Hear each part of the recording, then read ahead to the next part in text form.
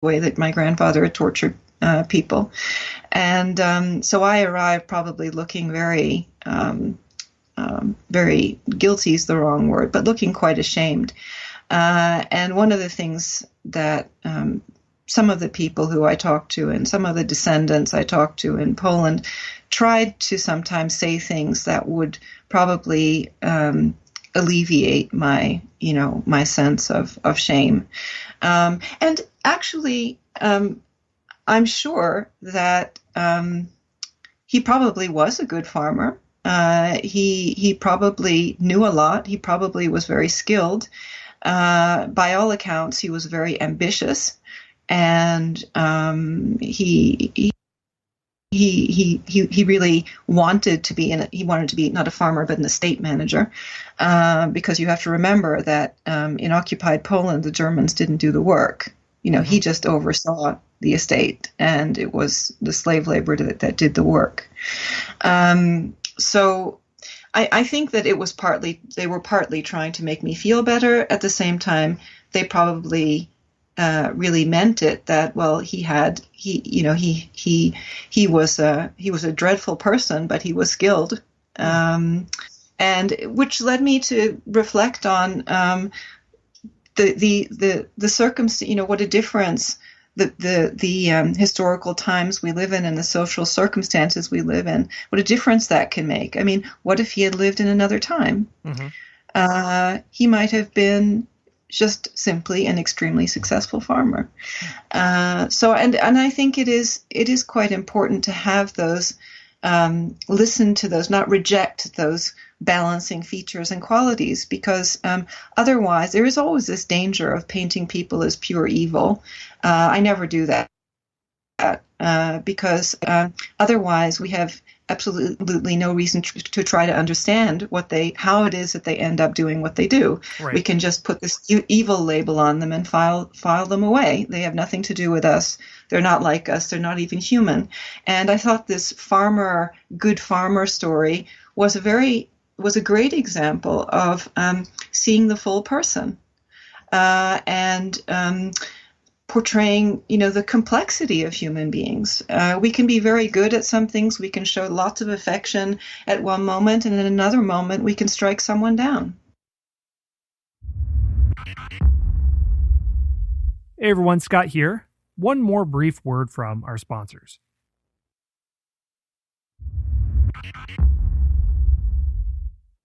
Well, in your research and talking to locals, you also went to Latin America, Brazil, Paraguay. You mentioned that you found family you didn't know about, and they had a very different attitude toward World War II and the Nazis. What was that like? Well, I wouldn't say all of them did. It was really my uncle. So my mother's brothers, my grandmother's oldest child, her son. Yeah, my uncle had, lived in Latin America since his mid-20s, and he was over 80 when I met him. And I think his attitudes very much reflected the quite different perspectives of World War II and the Holocaust to be found in Latin America than in Europe and the United States. First of all, the Holocaust seemed very far away to people living in Latin America. And secondly, the military dictatorships that had governed there were ideologically, aligned with the fascists. And so my uncle, and this was, of course, part of the reason why so many former Nazis felt comfortable living there. And I think my uncle, though one can certainly not accuse him of being a fascist or a Nazi or anything like that. He was a child at that time. He was 10 years old when the war ended. His attitude toward former SS, for example, and what his father had done, his father's role, was very affected by the environment that he lived in. And that is to say that former SS were often respected in Brazil because they were seen as strong men who were organized and who were quite skilled. And as we've just been discussing, often they were quite skilled, such as having estate management or farming skills or engineering skills or something else. just as an example of how respected they were, the former head of the gigantic province of Brazil that my grandfather settled in, the Mato Grosso, a man called Filinto Miller, he had actually visited the Third Reich in 1937 on the invitation of Heinrich Himmler, and thought that the way the SS and in particular the Gestapo had organized themselves was so superior that he wanted to bring some of those techniques and some of the, that management style, so to speak, back to Brazil and back to his police forces, which of course resulted in torture being regularly used. So the SS were regarded as perhaps not quite heroes, but they were regarded as valuable, and they were regarded as people to be respected. And there was a little bit of that in the way that my uncle spoke. And there was one episode that I just wanted to recount because I think it provides good insights about what we're speaking of here. My uncle presented me with a thick book that he claimed was the only thing his father had left to him. And this was a history book written by a revisionist called Paul Carrel about Operation Barbarossa. Now, my grandfather had read that book, according to my uncle, something like 15 times. And inside the book, I could see had underlined all sorts of passages which were explanations as to the tactical and strategic mistakes that Hitler had made in the invasion of Russia. And really, when I looked at this, I felt so mortified, but at the same time tried to set that aside and think, well, okay, I see what this is. There was no thought about the costs of the war or the human cost of the war. The focus really was on why it was that Germany didn't win. What were the strategic and tactical reasons that Germany didn't win? That was it. We deserved to win. And so what were the small mistakes that we made?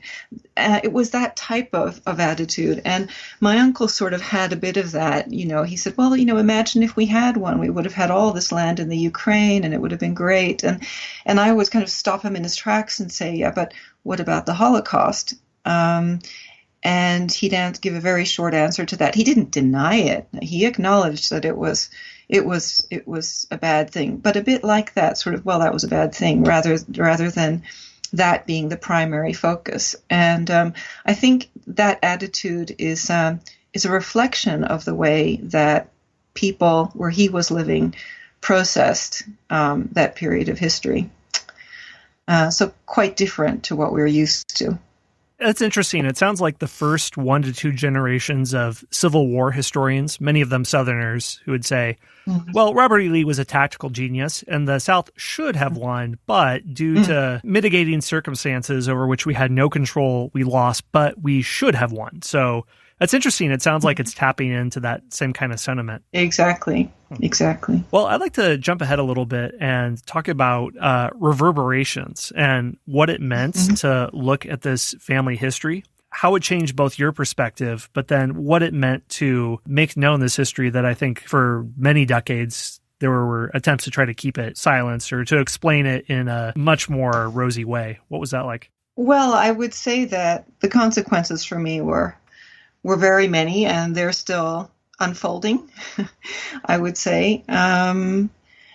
It really, as far as I'm concerned, it completely changed my perceptives of myself. I had, ever since, I could remember, as I mentioned earlier, lived with a feeling that I'd done something quite wrong. I just didn't know what it was. And all of a sudden I realized that, there might be things that I've done wrong, but there's nothing that is so wrong that I've done that I should have felt this way for such a long time. So really, I think what my my understanding of that feeling is now that there was what I call in the book unclaimed guilt. So the generation that should have taken responsibility for what happened at that time didn't.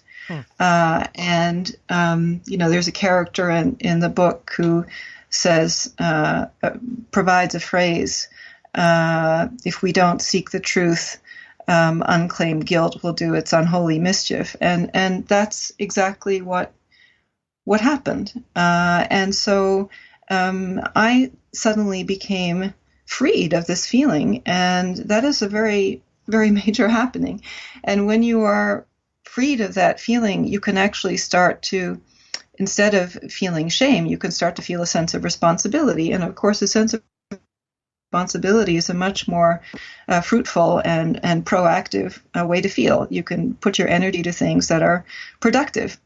And so today I do an awful lot of things that I'm motivated to do as a result of this past. A lot of those things have to do with standing up for, defending democracy, explaining to people why it is that we need to defend democracy and develop it, working with human rights related projects, and working within education, for example. So it's really changed things for me. I can also say that it's had consequences for others around me as well.